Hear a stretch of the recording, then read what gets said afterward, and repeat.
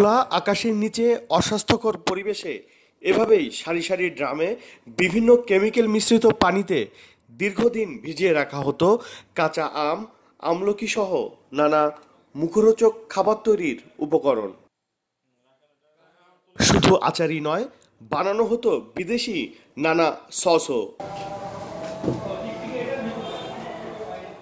নকল এসব সসের গায়ে চায়না ভাষায় লেখা লেবেল লাগিয়ে বাজারজাত করত প্রতিষ্ঠানটি।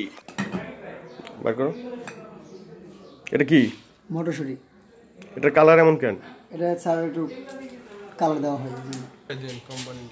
শুধু এসব সসই নয়, পাশের রুমে বিভিন্ন কেমিক্যাল আর কারখানার রং দিয়ে বানানো জ্যাম জেলি চলছিল কার্টুনে ভরার কাজ, সঙ্গে মধুও। গন্তব্য পরিবেশক হয়ে খুচরা বাজারে। হ্যাঁ, কেমিক্যালের নামগুলো কি? আপনার ইউএসবি আছে, আপনার বেঞ্জিক আছে, কেমেস আছে, কালার আছে, সাইটিক আছে। এগুলো কিসে দেয়? এগুলো বিভিন্ন সব কিছুর মধ্যে। মধু আমরা দাম দিয়ে বাইরে থেকে কিনে আনি, আইনা তারপর চুলার উপরে দিয়ে দিলে পরে আপনার একটা গ্লুকোজ আছে, এটা দিয়া 3 ঘন্টা চুলা ধরে রাখি, তারপরে খাবারের কেমিক্যাল দিয়া, তারপরে বোতলের ভিতরে ভরি বইরা রেট মাইরা তারপরে বাইরে দিই। ব্যবহার করা হতো আয়োডিনবিহীন কলকারখানার ব্যবহৃত লবণও।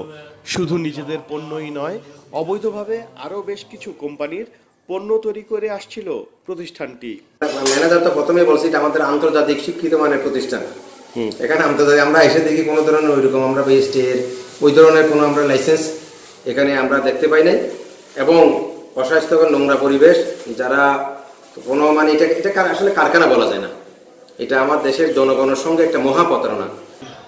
পরে 4 লাখ টাকা জরিমানা করা হয় চাংখারপুল 64 নম্বর লেনের গোল্ডেন ফ্রুট প্রসেস নামের এই কারখানাটিকে।